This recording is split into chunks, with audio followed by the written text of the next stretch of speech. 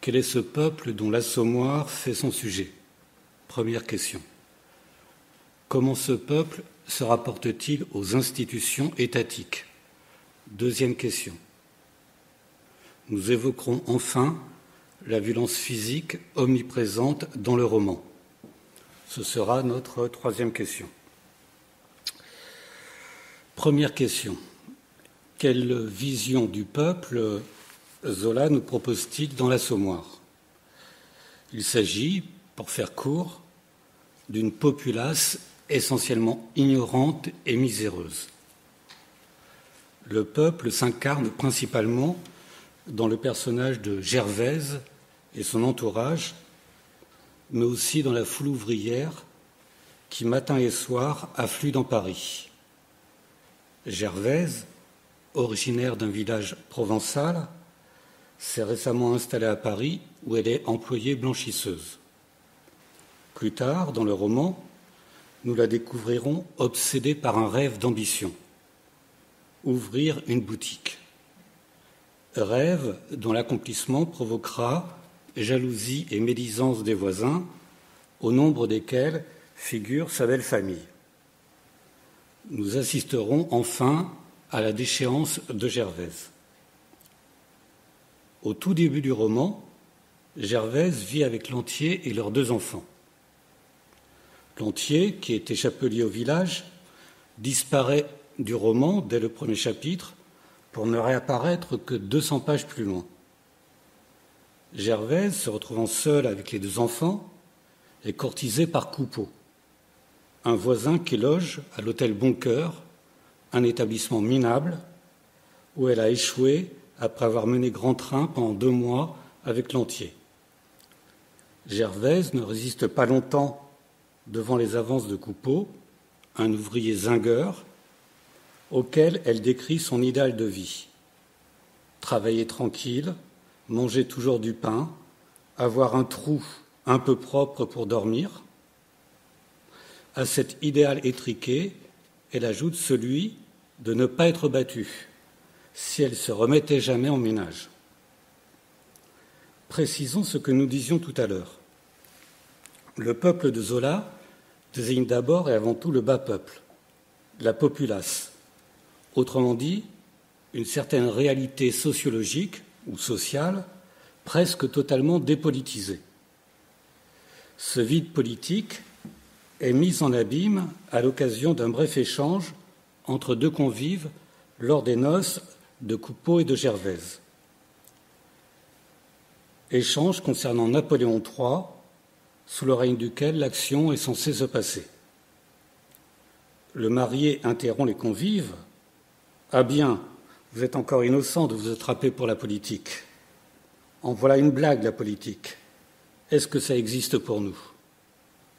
Contrairement à Germinal, que Zola publiera une dizaine d'années plus tard, roman de la lutte des classes, la politique est exclue du champ romanesque déployé dans l'Assommoir.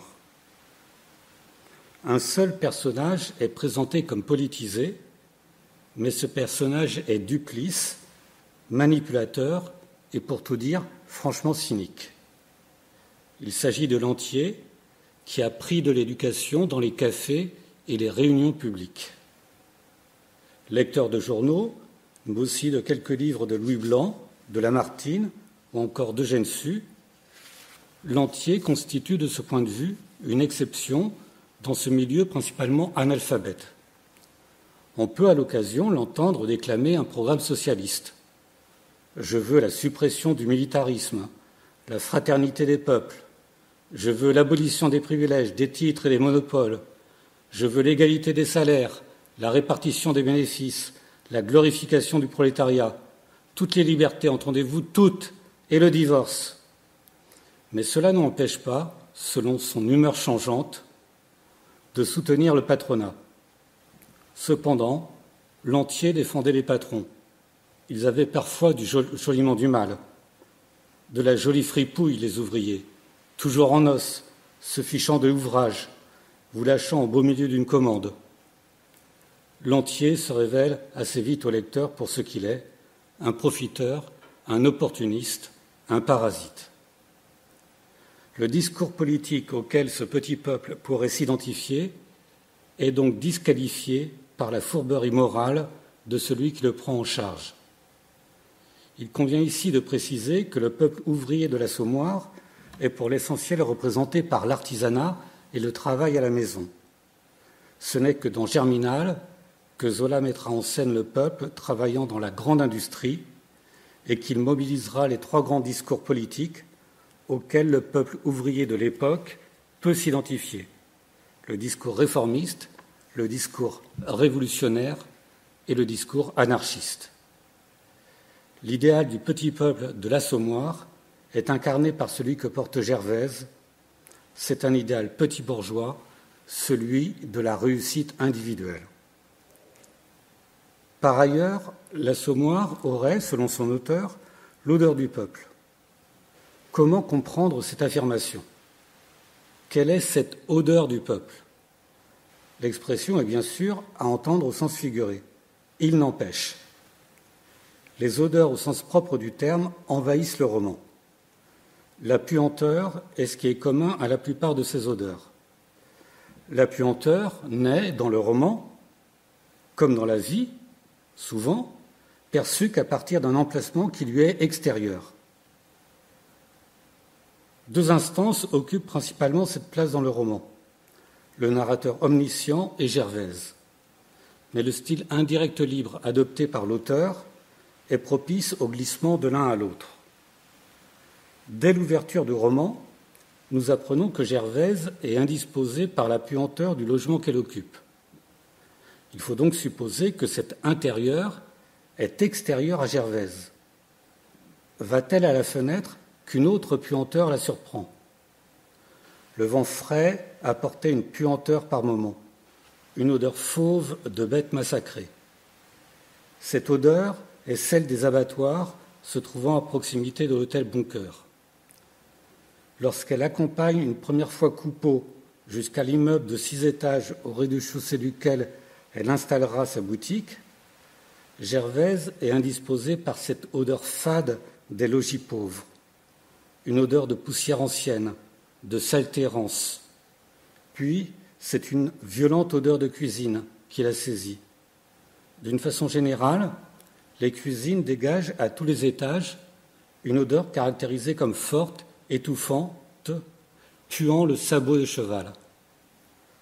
Son métier de blanchisseuse expose également Gervaise à subir des odeurs empoisonnées. Et toujours, l'étouffement menace. On respirait l'étouffement tiède des odeurs savonneuses. Ou bien encore, on étouffait dans l'odeur forte qui montait. Il n'est donc pas exagéré de dire que l'odeur du peuple est l'odeur d'une vie menacée d'étouffement, d'une vie empestée, d'une vie empêchée. Deuxième question. Considérons maintenant l'analyse faite par Zola de la violence symbolique exercée par les institutions sur le petit peuple, ou, si l'on veut, sur le sous-prolétariat. Le mariage de Gervaise et de Coupeau est l'occasion pour Zola de mettre à nu les ressorts de cette violence symbolique. Mais qu'est-ce que la violence symbolique? Concept que nous devons à Pierre Bourdieu. Disons, pour faire court, que c'est une violence exercée par les dominants sur les dominés, sans qu'il soit mis en œuvre ni répression ni coercition. La violence symbolique consiste dans l'intériorisation par les dominés des normes de la culture bourgeoise dont ils se sentent pourtant exclus.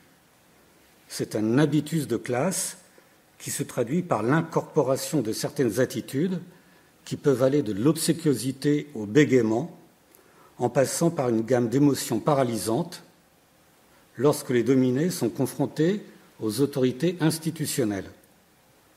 Attitude qui contraste fortement avec l'aisance des classes dominantes. Dans l'Assommoir, cette violence symbolique se distribue selon 3 modalités. La violence administrative, la violence de l'Église et, surtout, la violence de la culture officielle.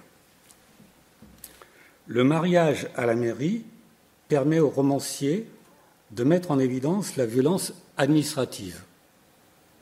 Tout en marchant très lentement, ils arrivèrent à la mairie une grande demi-heure trop tôt. Ils attendirent sur des chaises, dans un coin de la salle, regardant le haut plafond et la sévérité des murs, parlant bas, reculant leur siège par excès de politesse chaque fois qu'un garçon de bureau passait. Quand le magistrat parut, ils se levèrent respectueusement. On les fit rasseoir. Alors, ils assistèrent à 3 mariages perdus dans 3 noces bourgeoises. Les formalités, la lecture du code, les questions posées, la signature des pièces furent expédiées si rondement qu'ils se regardèrent, se croyant volés d'une bonne moitié de la cérémonie. Le mariage religieux est plus encore source de frustration pour ces représentants du petit peuple.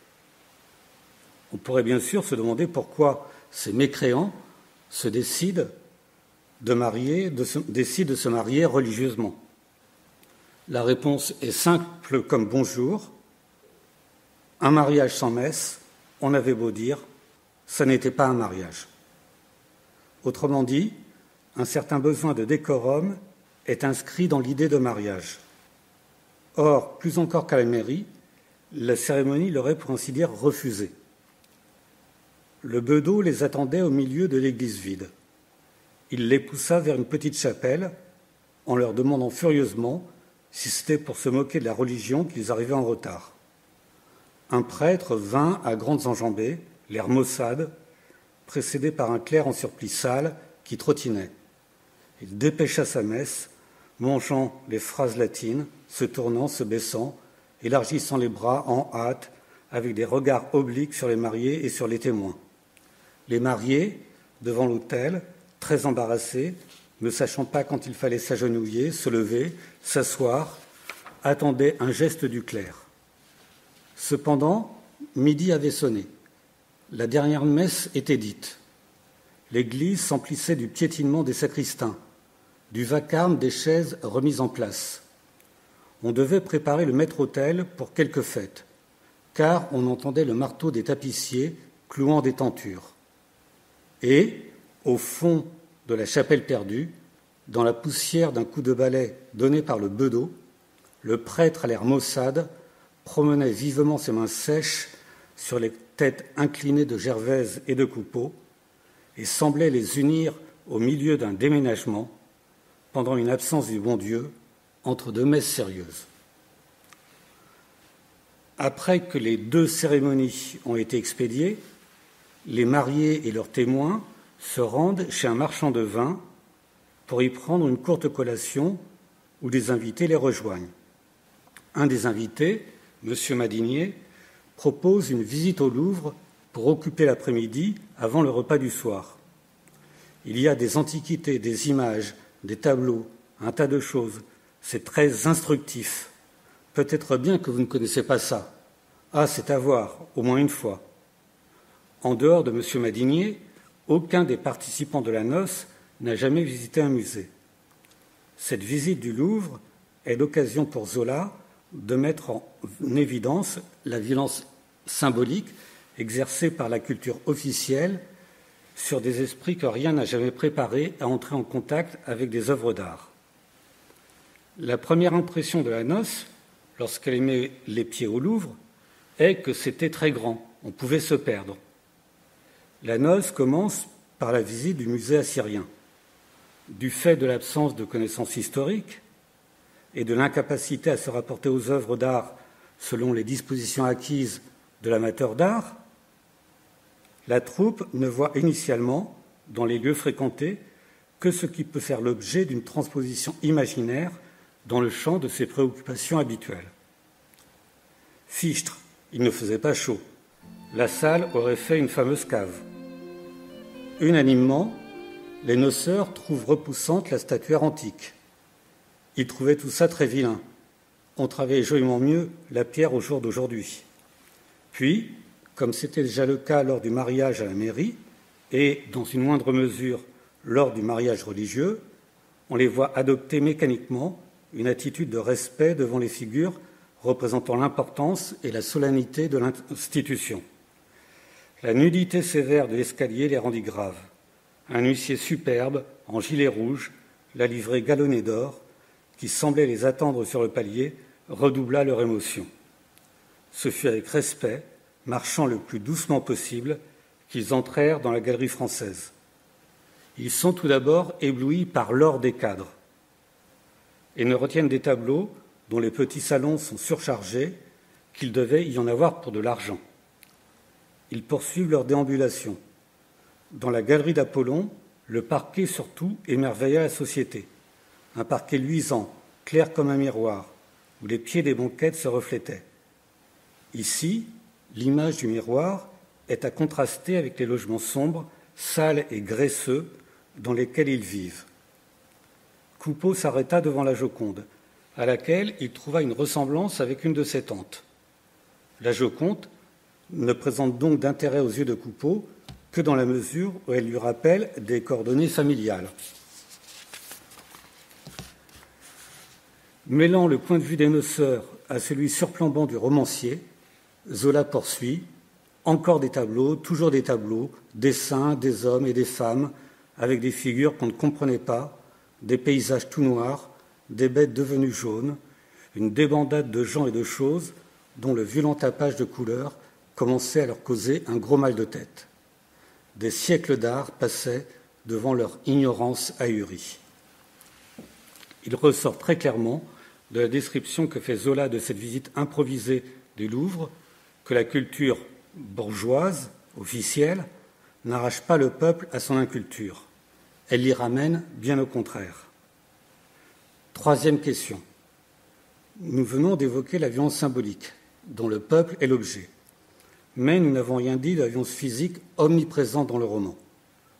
Dans l'Assommoir, la violence physique n'est pas celle qui résulterait de l'affrontement entre les forces de l'ordre et le peuple, dans le cadre d'une émeute populaire ou d'une grève, ni celle que produirait un attentat anarchiste, ni non plus celle qu'engendrerait la rivalité haineuse entre deux hommes, tous cas de figure que l'on rencontrera dans Germinal. Dans l'Assommoir, la violence physique est surtout conjugale ou familiale. Elle est principalement exercée par des hommes pris de boisson sur leurs femmes et leurs enfants. Nous apprenons assez rapidement que Gervaise ressemblait à sa mère, une grosse travailleuse morte à la peine, qui avait servi de bête de somme au père Macquart pendant plus de 20 ans. Même si Gervaise boitait un peu, elle tenait ça de la pauvre femme, que le père Macquart rouait de coups. Dans l'immeuble au rez-de-chaussée duquel se trouve la boutique de Gervaise, la violence conjugale est présente à tous les étages. En voici une première évocation. Madame Lorilleux demanda à son frère s'il n'avait pas entendu, en montant, les gens du 4e se battre. Ces bénards s'assommaient tous les jours. Le mari rentrait soûl qu'un cochon. La femme aussi avait bien des torts. Elle criait des choses dégoûtantes. Plus loin, nous assisterons à l'agonie d'une femme que le mari, un serrurier, tuait de coups chaque soir en rentrant. En arrivant rue de la Goutte d'Or, Gervaise trouva toute la maison bouleversée. Ses ouvrières avaient quitté l'établi et étaient dans la cour à regarder en l'air. Elle interrogea Clémence. « C'est le père Bijard qui flanque une roulée à sa femme, » répondit la repasseuse. Il était sous la porte, gris comme un Polonais, à la gaieté revenir du lavoir. Il lui a fait grimper l'escalier à coups de poing, et maintenant il l'assomme là-haut, dans leur chambre. « Tenez, entendez-vous les cris ?» Personne n'osait se risquer dans la chambre, parce qu'on connaissait Bijard, une bête brusque quand il était saoul. Il ne dessoulait jamais, d'ailleurs. Gervaise se décide à intervenir. Et elle entra. Dans la lutte, la table avait roulé jusqu'à la fenêtre. Les 2 chaises culbutées étaient tombées, les pieds en l'air. Sur le carreau, au milieu, Madame Bijard, les jupes encore trempées par l'eau du lavoir et collées à ses cuisses, les cheveux arrachés, saignantes, râlait d'un souffle fort avec des « oh » prolongés à chaque coup de talon de Bijard. Il l'avait d'abord abattue de ses 2 poings, maintenant il la piétinait. L'agonie durera quelques jours. Le mari ne sera pas inquiété, sa femme le couvrant alors qu'elle est en train de mourir. Cela dit, les femmes entre elles ne sont pas en reste, même si l'issue des batteries de femmes est beaucoup moins dramatique que dans les scènes avec le père Bijard. Ces batteries de femmes sont présentées comme des spectacles qui réjouissent les témoins. Clémence rapporte une scène dont elle fut le témoin. Il y en avait 2 qui se dépiotaient à la sortie du grand balcon. J'ai voulu voir, je suis resté là sous la neige, à qu'elle roulait, c'est à mourir de rire. L'une avait le nez arraché, le sang giclait par terre. Je passe. Nous venons de l'entrevoir, le succès de l'Assommoir tient également, certainement, à ce que, bien avant Céline, l'auteur fait entrer l'argot en littérature. L'argot, mode d'expression populaire s'il en est, et dont nous avons fait entendre, nous aurions aimé faire entendre, quelques brèves intonations. Le format dont nous disposons ne nous permet pas, hélas, de considérer cette intrusion de la langue du peuple dans la littérature classique, ce temple de la culture distinguée. Merci.